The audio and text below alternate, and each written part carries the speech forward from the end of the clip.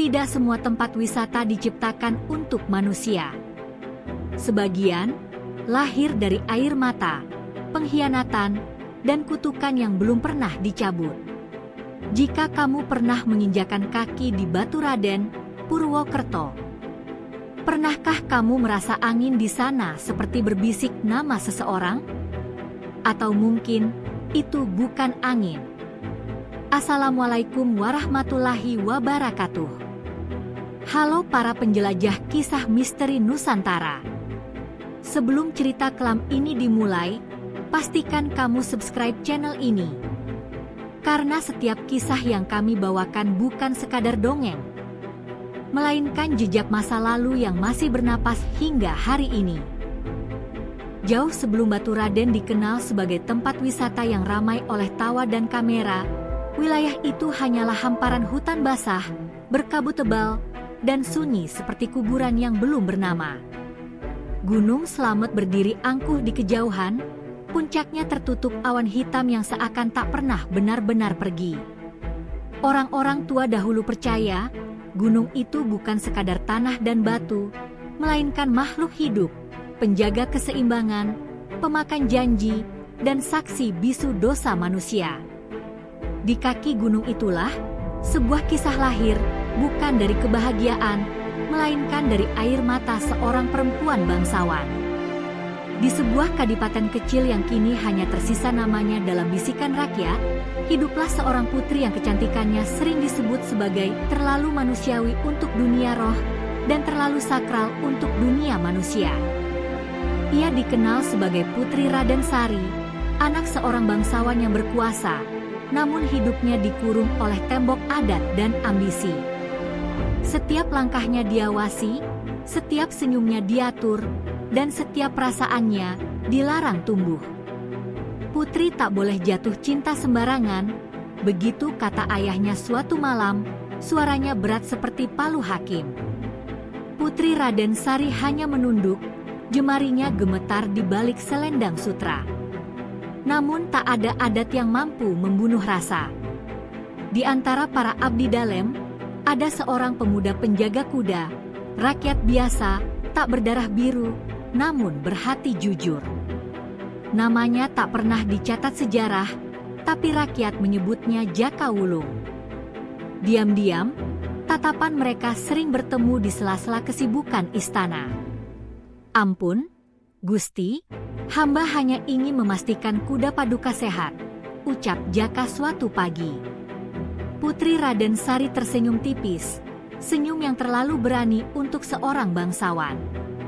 Terima kasih, kau selalu lebih peduli dari yang lain, balasnya pelan. Sejak saat itu, sesuatu yang terlarang mulai tumbuh, pelan, hangat, dan berbahaya. Cinta mereka bukan cinta yang riuh.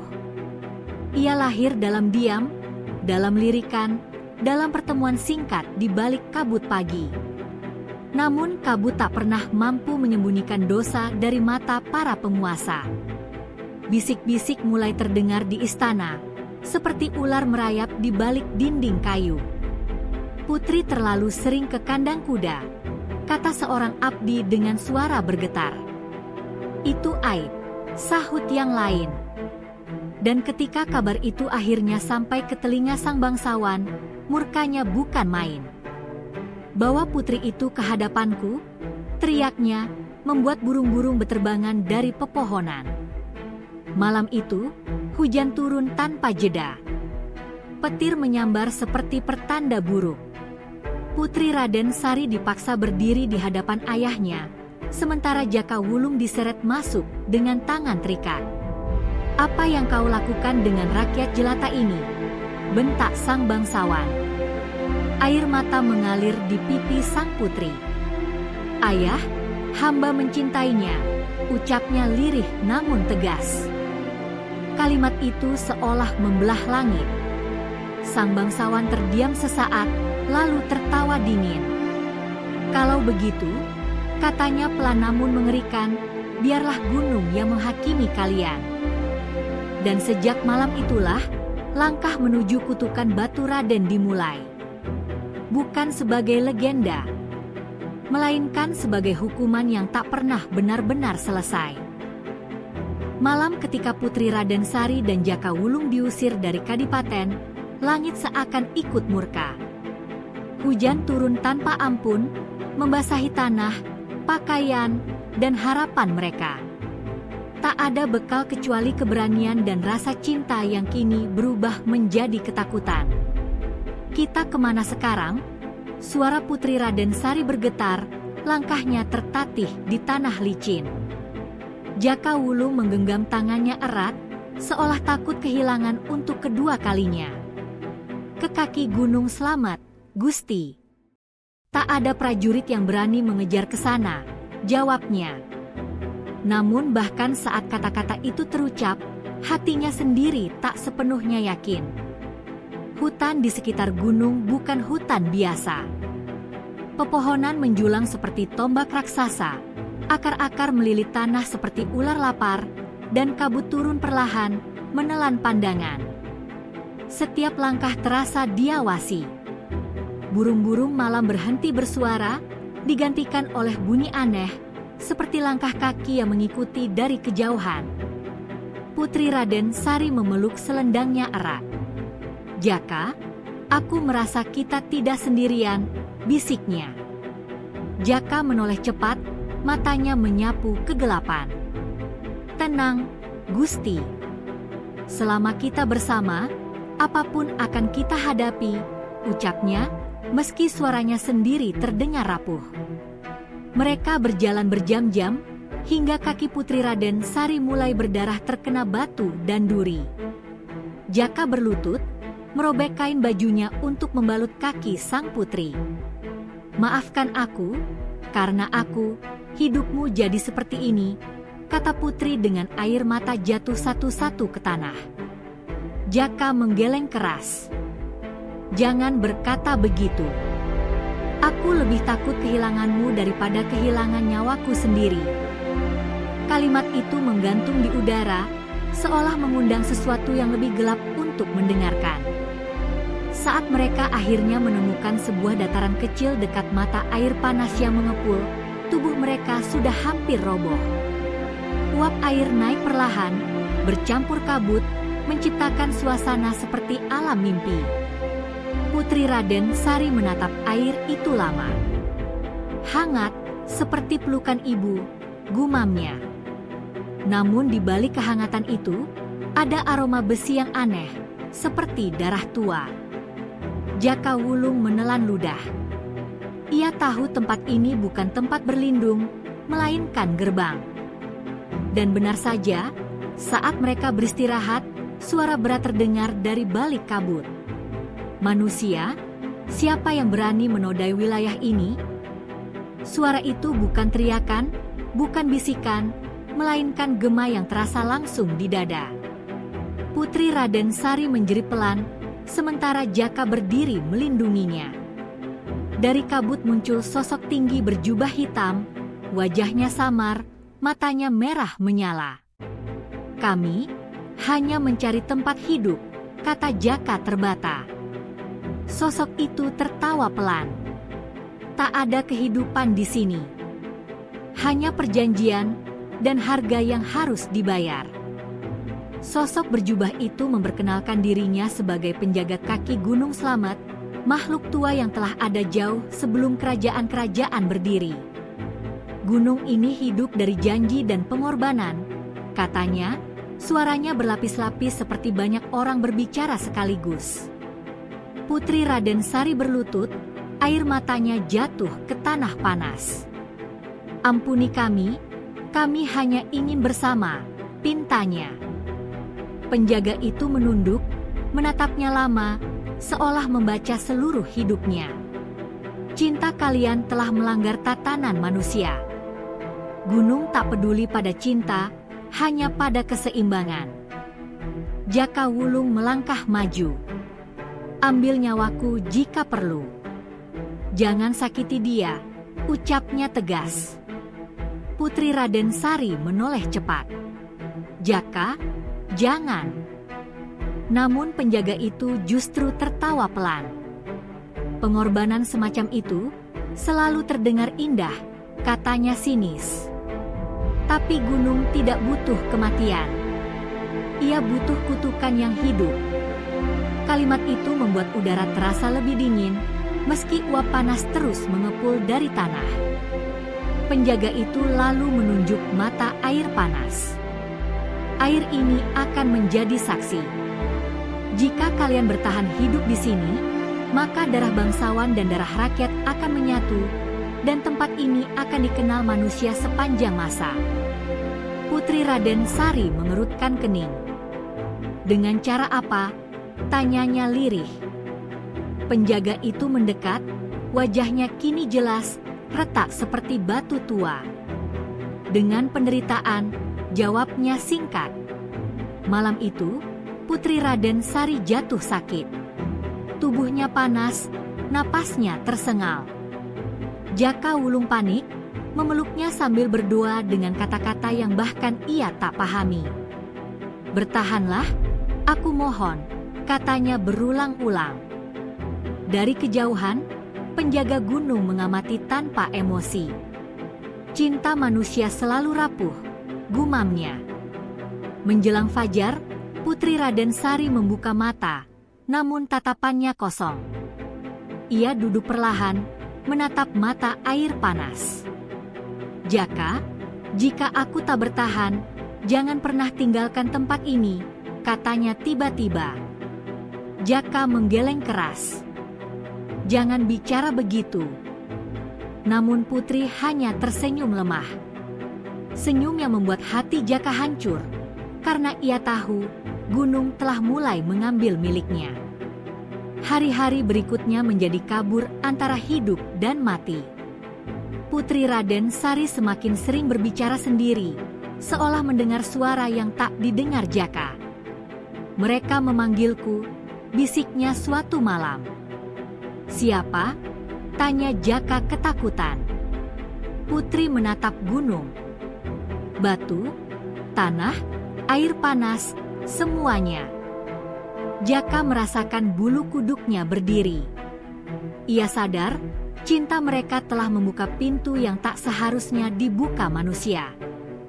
Penjaga gunung datang lagi, kali ini membawa peringatan. "Waktumu hampir habis, Putri. Pilihannya tinggal satu," katanya. "Menjadi arwah yang mengembara, atau menjadi bagian dari gunung." Putri Raden Sari terdiam lama. Ia menoleh pada Jaka, menatap wajah yang dicintainya dengan mata penuh luka. "Jika aku memilih gunung, apa yang terjadi?" tanyanya. Penjaga itu menjawab pelan, "Namamu akan hidup. Tangismu akan mengalir sebagai mata air. Tapi ragamu tak lagi manusia." Jaka berteriak, "Tidak! Aku tak akan membiarkannya." Penjaga itu hanya mengangkat tangan.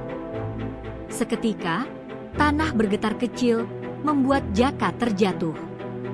"Ini bukan pilihanmu," katanya dingin.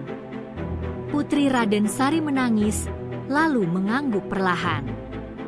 "Jika itu harga agar namaku tak dilupakan, dan cintaku tak sia-sia, aku bersedia." Malam itu, ritual dimulai. Kabut turun tebal, menelan bulan. Penjaga gunung melantunkan mantra tua, sementara air panas bergolak. Putri Raden Sari berdiri di tepi mata air, gaunnya basah oleh embun. Ia menoleh pada Jaka untuk terakhir kalinya. "Maafkan aku," katanya. Jaka menangis tanpa suara, tak mampu bergerak. "Aku akan selalu mencintaimu," balasnya parau. Ketika Putri melangkah ke dalam air, jeritannya menggema ke seluruh hutan. Jeritan yang bukan hanya rasa sakit, tetapi perpisahan dengan kemanusiaannya. Tanah bergetar, batu-batu di sekitar retak. Dari air panas, muncul batu besar, perlahan membentuk sosok perempuan yang sedang menangis. Penjaga gunung berbisik, "Mulai hari ini, tempat ini akan disebut Batu Raden." Fajar menyingsing dengan keheningan yang tak wajar. Jaka Wulung terbangun sendirian di tepi mata air panas. Di hadapannya berdiri batu besar berbentuk samar seorang perempuan. Air mengalir dari celah-celah batu itu, hangat dan asin, seperti air mata. Jaka merangkak mendekat, tangannya gemetar menyentuh permukaan batu. "Gusti," bisiknya. Tak ada jawaban. Hanya suara air dan angin. Penjaga gunung berdiri di kejauhan. "Ia telah menjadi bagian dari gunung," katanya datar. Jaka menoleh dengan mata merah. "Dan aku?" tanyanya. Penjaga itu menatapnya lama. "Kau adalah saksi. Dan saksi tak pernah benar-benar bebas." Sejak hari itu, Jaka Wulung tinggal di kaki gunung, menjaga mata air, berbicara pada batu, seolah putri masih hidup. Penduduk mulai berdatangan bertahun-tahun kemudian, tertarik oleh air panas yang dipercaya menyembuhkan. Mereka mendengar kisah putri yang berubah menjadi batu, namun hanya sebagai legenda. Tak ada yang tahu, setiap malam, seorang pria tua sering terlihat duduk di sana, berbicara pada batu sambil menangis. "Aku menepati janjiku," katanya suatu malam sebelum tubuhnya roboh ke tanah. Ketika Jaka Wulung meninggal, kabut turun lebih tebal dari biasanya. Orang-orang menemukan jasadnya menghadap batu itu, wajahnya tersenyum.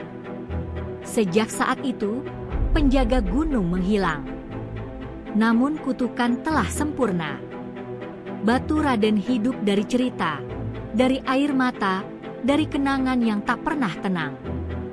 Dan ini baru awalnya. Sejak kisah itu, Batu Raden tak pernah benar-benar sepi dari kejadian aneh. Pendaki sering mendengar suara perempuan menangis di malam hari. Air panas kadang berubah keruh kemerahan saat hujan besar turun. Orang tua di Purwokerto berbisik, itu tangisan Putri Raden Sari, mengingatkan manusia agar tak melawan tatanan. Legenda berkembang, namun esensinya tetap sama, cinta yang menantang kuasa, dan gunung yang menuntut harga. Setiap pengunjung yang datang tanpa sopan santun, tanpa permisi, sering pulang dengan cerita buruk. "Aku bermimpi perempuan berbaju basah memanggil namaku," kata seorang pemuda suatu ketika. Yang lain mengaku tersesat padahal jalannya lurus. Batu Raden kini ramai, namun di balik tawa wisatawan, gunung tetap mengingat. Ia mengingat putri yang menangis, lelaki yang setia, dan janji yang dibayar dengan kutukan. Dan selama air panas itu terus mengalir, kisah ini tak akan pernah benar-benar berakhir. Tahun-tahun berlalu, dan Batu Raden perlahan berubah wajah. Dari tempat sunyi yang hanya didatangi pemburu dan orang tersesat, ia menjelma menjadi persinggahan manusia, orang-orang yang mencari air hangat, ketenangan, atau sekadar pelarian dari hidup yang melelahkan. Namun tak semua yang datang membawa niat baik. Banyak yang tertawa keras, berkata kasar, bahkan mengejek legenda yang diwariskan orang tua. "Ah, cuma cerita buat nakut-nakutin," ucap seorang pemuda sambil mencelupkan kaki ke mata air panas. Namun malam itu, tawanya berhenti. Dari balik kabut, terdengar suara lirih seorang perempuan, menangis seperti kehilangan segalanya. "Jaka," panggil suara itu. Pemuda itu membeku. Ia tak pernah mengenal nama itu, tapi suaranya terasa memanggil dari dalam dada. Tangisan itu bukan sekadar suara. Ia membawa perasaan, rindu, marah, dan duka yang menekan dada hingga napas terasa berat. Banyak orang terbangun tengah malam dengan tubuh basah keringat, mengaku melihat bayangan perempuan berambut panjang, gaunnya meneteskan air panas. Ia berdiri di dekat batu besar, ujar seorang pedagang dengan wajah pucat. Matanya kosong, tapi air matanya mengalir deras. Orang-orang tua mulai memperingatkan kembali pantangan lama. Jangan bersikap sombong, jangan berkata kotor, dan jangan menyebut cinta sembarangan di hadapan gunung. Namun peringatan jarang didengar. Suatu malam, sekelompok pemuda dari kota datang dengan niat berkemah. Mereka menyalakan api unggun, bernyanyi keras, dan menertawakan kisah Putri Raden Sari. Kalau benar dia jadi batu, suruh saja muncul, teriak salah satu dari mereka. Angin mendadak berhenti. Api unggun meredup. Dari kejauhan, terdengar langkah pelan di atas batu. Pelan, teratur, seperti seseorang berjalan tanpa alas kaki. Salah satu pemuda menelan ludah. "Bro, itu siapa?" bisiknya. Tak ada jawaban. Hanya suara air mendidih yang makin keras. Pagi harinya, hanya 4 dari 6 pemuda itu yang kembali ke desa. 2 lainnya hilang tanpa jejak. Pencarian dilakukan berhari-hari, hingga akhirnya ditemukan jejak kaki menuju batu besar, lalu menghilang begitu saja, seolah ditelan tanah. Sejak kejadian itu, tak ada lagi yang berani mengejek legenda dengan lantang. Batu Raden bukan sekadar cerita, ia mulai menuntut rasa hormat. Dan di balik semua itu, sesuatu telah terbangun. Sesuatu yang lama tertidur bersama air mata Putri Raden Sari.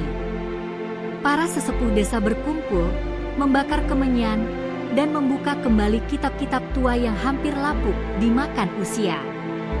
Salah seorang di antaranya, Mbah Wiratma, berbicara dengan suara bergetar. "Kutukan ini belum selesai," katanya. "Putri Raden Sari terikat janji, tapi penjaga gunung belum melepaskan dendamnya."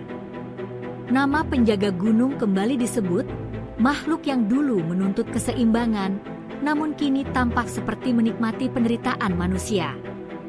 Malam ritual dilakukan di kaki gunung. Doa-doa dipanjatkan, sesajen diletakkan. Namun saat mantra mencapai puncaknya, angin kencang datang menghantam. Api padam. Kabut turun pekat. Dari balik kabut, terdengar suara berat yang dulu pernah ada. "Kalian terlambat," kata suara itu.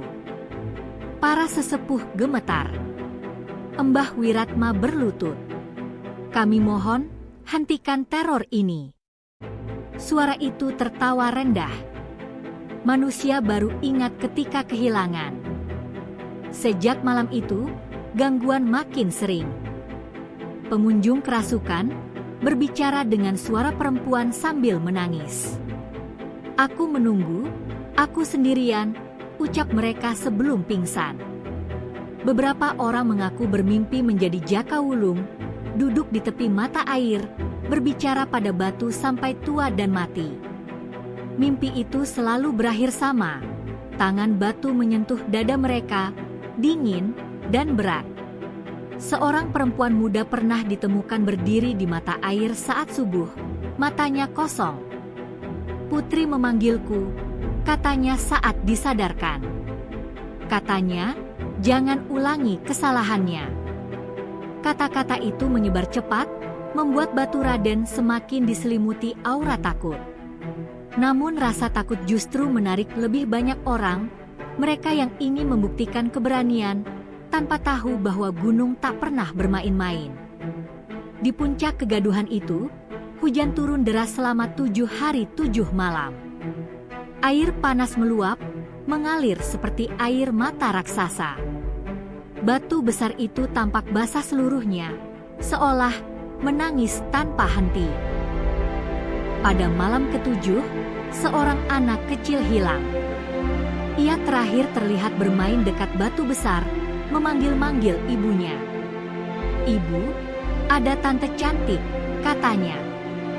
Saat ditemukan, anak itu selamat, namun tak pernah berbicara lagi.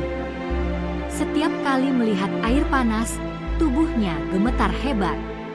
Di kertas yang ia coret-coret, hanya ada gambar seorang perempuan yang setengah tubuhnya batu, setengahnya manusia. desa mulai panik. Beberapa orang ingin menutup kawasan itu sepenuhnya. Namun pemerintah datang, membawa alasan ekonomi dan pariwisata. Legenda tak bisa menghentikan pembangunan, kata seorang pejabat. Malam setelah pernyataan itu, alat berat rusa sendiri, mesinnya meleleh seperti terkena panas tak wajar. Pekerja lari tunggang langgang. Ada yang marah, bisik mereka. Embah Wiratma akhirnya mengungkap rahasia yang selama ini disembunyikan. Putri Raden Sari tak sepenuhnya rela, katanya. Ia memilih demi cinta, tapi jiwanya terbelah. Sebagian menjadi penjaga, sebagian lagi terperangkap sebagai arwah menangis. Itulah sebabnya teror tak pernah berhenti. Batu Raden bukan tempat suci, melainkan penjara jiwa. Nama Jaka Wulung kembali disebut. Konon, arwahnya masih ada, menjaga batu itu agar tak sepenuhnya lepas. Jika ia pergi, maka tangisan akan berubah menjadi amarah. Dan tanda itu mulai terlihat, air panas makin panas, kabut turun di siang hari, dan burung-burung menjauh. Gunung Slamet seakan menarik napas panjang.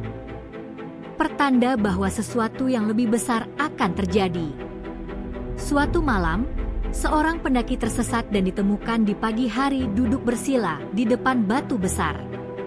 Bibirnya bergerak pelan. "Aku sudah menunggu," katanya tanpa menoleh. Saat ditanya siapa, ia menjawab lirih, "Aku Jaka." Tubuhnya lalu roboh, jantungnya berhenti. Wajahnya tersenyum, senyum orang yang akhirnya pulang. Kejadian itu mengubah segalanya. Para sesepuh yakin, arwah Jaka Wulung mulai melemah. Jika ia benar-benar pergi, maka tak ada lagi yang menahan sisi gelap Putri Raden Sari. Kutukan akan naik ke puncaknya, kata Embah Wiratma. Dan gunung akan mengambil lebih banyak. Malam-malam berikutnya, suara tangisan berubah. Bukan lagi lirih, melainkan ratapan panjang yang terdengar hingga desa. Orang-orang mengunci pintu, berdoa dalam gelap. "Ampuni kami," bisik mereka. Namun tak semua dosa bisa ditebus dengan doa. Batu Raden kini bukan sekadar legenda kelam. Ia menjadi peringatan hidup tentang cinta yang dipaksa, janji yang dilanggar, dan kekuasaan yang tak peduli pada perasaan manusia. Dan semua ini menuju satu akhir. Embah Wiratma menatap gunung dengan mata basah. "Masih ada satu cara," katanya pelan. Tapi tak semua orang sanggup melakukannya. Cara itu melibatkan pengorbanan terakhir dan pengungkapan kebenaran yang selama ini disembunyikan bangsawan Kadipaten Lama. Jika ritual itu gagal, maka Batu Raden akan berhenti menangis dan mulai menelan manusia. Gunung Slamet berdiri diam, menunggu. Malam ketika kebenaran akhirnya dibuka, langit di atas Batu Raden berwarna merah gelap, seperti luka lama yang kembali terbelah. Embah Wiratma mengumpulkan para sesepuh dan beberapa warga yang masih berani tinggal. Di depan batu besar yang terus mengalirkan air hangat, ia menghela napas panjang. "Selama ini," katanya dengan suara serak, "kita menyalahkan kutukan, gunung, dan arwah. Tapi kita lupa, pengkhianatan manusialah yang memulainya." Kata-kata itu menggantung berat di udara, membuat siapapun yang mendengarnya merasa ikut bersalah, meski tak tahu alasannya. Ia lalu menceritakan rahasia yang diwariskan turun-temurun, rahasia yang sengaja dihapus dari sejarah Kadipaten. Ternyata, malam pengusiran Putri Raden Sari bukan keputusan tunggal sang bangsawan. Ada dewan istana yang berkhianat, yang takut kehilangan kekuasaan jika putri menikah dengan rakyat biasa.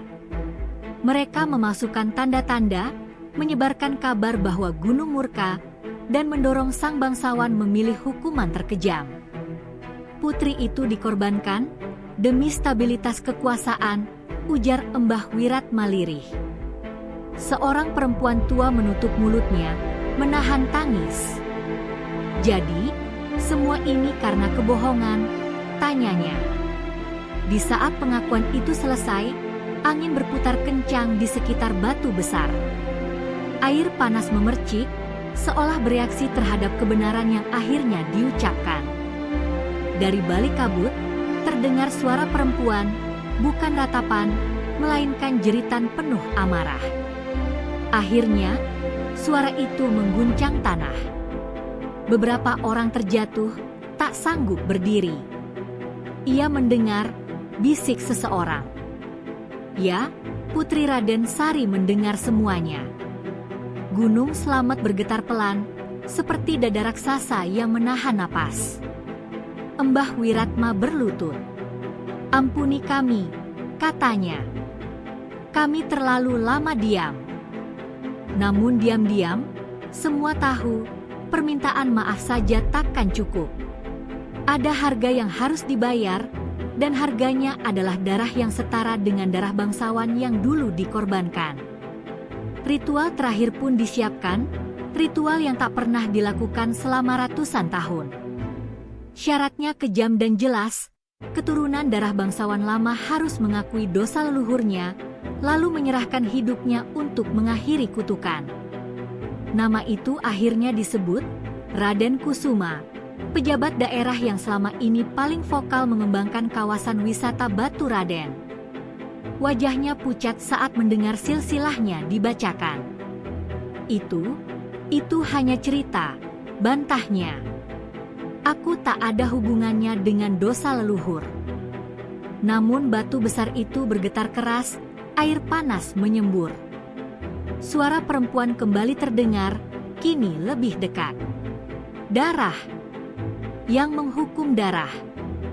Raden Kusuma jatuh terduduk. Aku tak tahu, katanya terbata. Mbah Wiratma menatapnya dengan mata basah. Tak tahu tak menghapus warisan dosa, jawabnya pelan. Putri Raden Sari mati tanpa keadilan. Kau hidup dengan kemewahan di atas penderitaannya. Penduduk terpecah. Ada yang memohon agar ritual dibatalkan, ada pula yang percaya ini satu-satunya jalan. Raden Kusuma menatap batu besar lama sekali. Di aliran air hangat itu, ia seakan melihat bayangan perempuan bangsawan, wajahnya cantik, tapi matanya penuh luka. "Apakah kau membenciku?" tanyanya gemetar. Bayangan itu mendekat. "Aku membenci ketidakadilan," jawabnya. "Dan kau adalah pewarisnya." Tangisan Raden Kusuma pecah. "Jika nyawaku bisa menghentikan semua ini," katanya pelan. Ia menatap keluarganya yang menangis. "Maka biarlah." Kalimat itu jatuh seperti pedang. Gunung Slamet mengeluarkan suara dalam, sebuah persetujuan yang dingin. Malam ritual tiba. Langit gelap tanpa bintang. Sesajen disusun, doa dilantunkan dengan suara gemetar. Raden Kusuma berdiri di depan batu besar, mengenakan kain putih. "Aku mengakui dosa leluhurku," ucapnya lantang meski air mata mengalir. "Kami mengorbankan Putri Raden Sari demi kekuasaan. Kami berbohong, dan kami membiarkan cinta dihancurkan." Angin berhenti total. Dunia terasa sunyi. Lalu dari batu besar, muncul sosok perempuan setengah transparan, gaunnya basah, rambutnya terurai, wajahnya pucat namun anggun. Semua berlutut ketakutan. "Kau datang terlambat," katanya lirih pada Raden Kusuma. "Tapi pengakuanmu adalah awal." Ia menoleh ke arah mata air. "Masih ada satu yang kurang." Mbah Wiratma menunduk. "Jaka Wulung," katanya. "Arwahnya harus dilepaskan." Sosok putri terdiam. Matanya berkaca-kaca. Ia menunggu terlalu lama, gumamnya. Kabut berputar, dan untuk sesaat, bayangan lelaki tua muncul di sisi batu, tersenyum, lelah, dan penuh cinta. "Aku tak apa," katanya lembut. "Selama kau bebas." Tangisan putri pecah, bukan lagi ratapan, melainkan tangis manusia yang akhirnya didengar. "Maafkan aku," katanya pada Jaka. "Aku memilih tanpa bertanya." Jaka menggeleng. "Cintamu cukup." Saat itu, Raden Kusuma melangkah maju, mengangkat pisau ritual dengan tangan gemetar. "Lakukan," katanya. "Akhiri." Pisau itu jatuh. Darah Raden Kusuma menyentuh batu besar, mengalir bersama air hangat. Gunung Slamet bergetar keras, membuat pepohonan bergoyang liar. Putri Raden Sari menjerit, jeritan yang bukan marah, melainkan pelepasan. Batu besar retak, cahaya pucat keluar dari celahnya. Air mata berhenti mengalir. Untuk pertama kalinya, keheningan terasa damai. Sosok putri menatap Jaka Wulung. "Aku bebas," katanya pelan. Jaka tersenyum, tubuhnya mulai memudar. "Aku juga," jawabnya. Keduanya saling mendekat, lalu menghilang bersama kabut yang perlahan terangkat. Penduduk menangis, bukan karena takut, tetapi karena kehilangan yang akhirnya dimengerti. Raden Kusuma terbaring tak bernyawa. Wajahnya tenang, seolah beban ratusan tahun telah diangkat dari pundaknya. Embah Wiratma menutup wajahnya. "Harga telah dibayar," bisiknya. Gunung Slamet berhenti bergetar. Burung-burung kembali bersuara. Namun saat fajar menyingsing, semua menyadari satu hal, batu besar itu tetap ada. Retaknya membentuk alur seperti air mata kering, bekas luka yang tak akan pernah hilang, meski kutukan telah dipatahkan.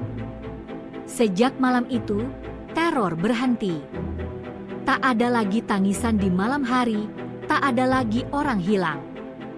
Air panas menjadi jernih, hangat, dan tenang. Batu Raden kembali menjadi tempat yang ramah, namun tak pernah kehilangan aura hormat. Orang-orang datang dengan kepala tertunduk, berbicara pelan, dan selalu permisi. Legenda berubah. Bukan lagi tentang kutukan semata, melainkan tentang harga kekuasaan, cinta yang dikorbankan, dan keadilan yang terlambat datang. Embah Wiratma wafat setahun kemudian, tersenyum dalam tidurnya. Akhirnya, mereka bertemu, katanya sebelum pergi. Namun satu hal tetap diingat orang tua. Jika manusia kembali serakah, jika kekuasaan kembali mengorbankan cinta, gunung akan selalu ingat. Waktu berjalan pelan setelah malam pengorbanan itu, seolah batu Raden sendiri ingin memastikan dunia benar-benar berubah. Kabut masih turun setiap pagi, namun kini ia tak lagi membawa rasa takut, melainkan kesejukan yang membuat dada terasa lapang.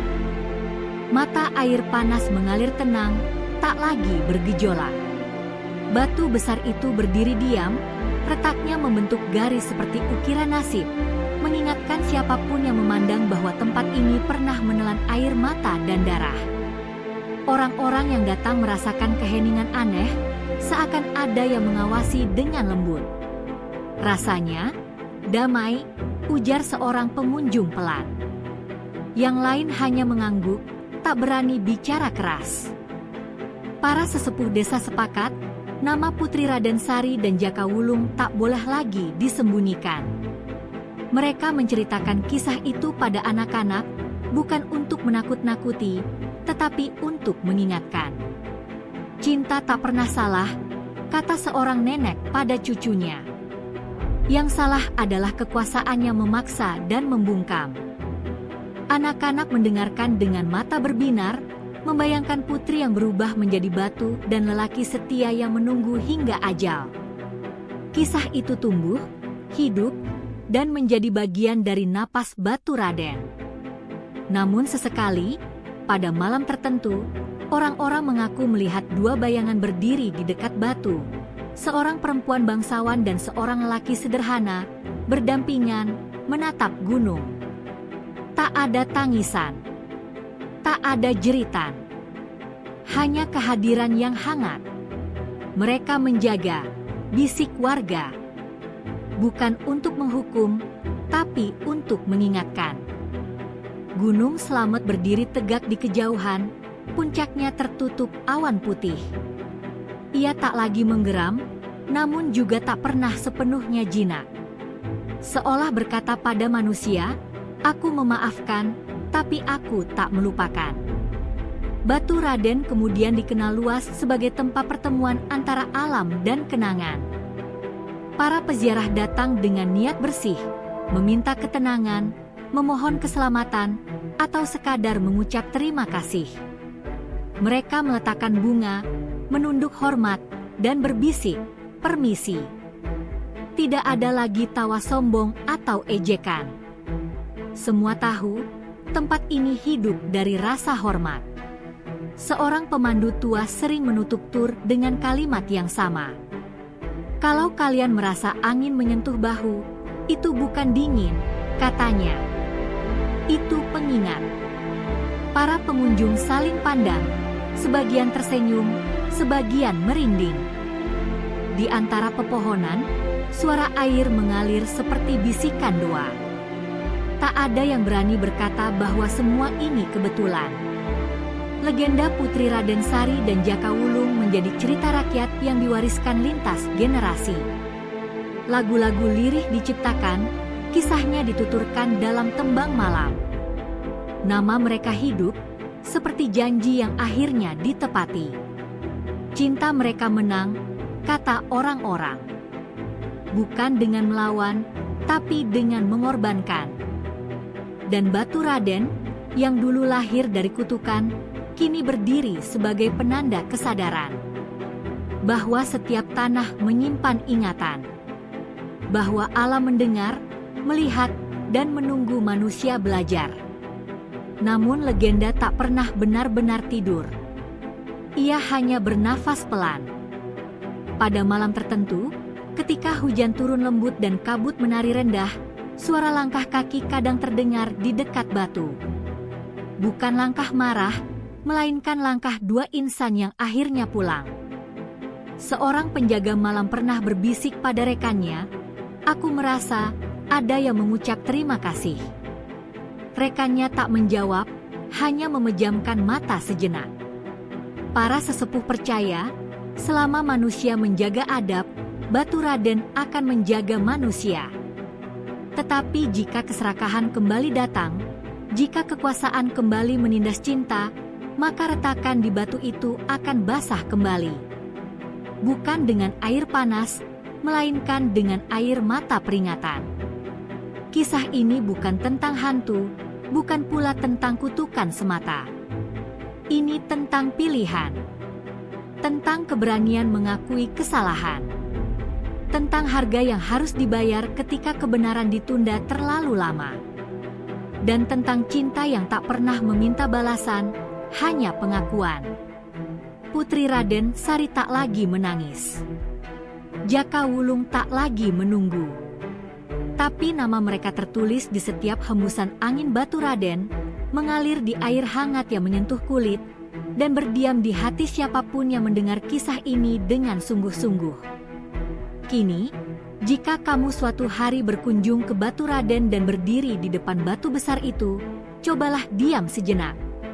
Letakkan tanganmu di dada. Dengarkan. Jika hatimu terasa hangat, itu bukan matahari, itu kenangan yang diterima. Jika matamu terasa basah, itu bukan uap air, itu empati yang dibangunkan. Jangan sombong, pesan orang tua. Jangan sembarang janji. Karena alam tak mencatat kata-kata, ia mencatat niat. Batu Raden adalah kitab terbuka bagi siapapun yang mau membaca. Ditulis dengan penderitaan, ditebus dengan pengorbanan, dan ditutup dengan pengampunan. Gunung Slamet tetap berdiri, saksi ribuan tahun, menyimpan kisah yang tak semua orang layak dengar. Tapi kamu, yang mendengarkan cerita ini sampai akhir, telah menjadi bagian dari penjaga legenda. Bukan untuk menakut-nakuti, melainkan untuk mengingatkan. Dan begitulah, mitos dan cerita rakyat Baturaden, Purwokerto, ditutup, bukan dengan teriakan, melainkan dengan hening. Sebab kisah paling kuat bukan yang membuat kita takut, melainkan yang membuat kita merenung. Jika suatu hari kamu mendengar angin berbisik pelan di kaki gunung, jangan lari. Tundukkan kepala, dan ucapkan terima kasih. Karena di sana, dua jiwa pernah mengorbankan segalanya agar dunia belajar satu hal sederhana. Cinta tak pernah salah. Yang salah adalah manusia yang menindasnya. Dan selama Baturaden berdiri, janji itu tak boleh dilupakan. Dan disinilah kisah Baturaden kita tutup. Bukan dengan jeritan, bukan dengan kutukan, melainkan dengan keheningan yang penuh makna. Putri Raden Sari telah berhenti menangis. Jaka Wulung telah berhenti menunggu. Namun cinta mereka tak pernah pergi.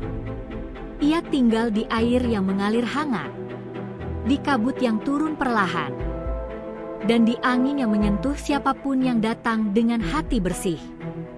Baturaden bukan sekadar tempat wisata.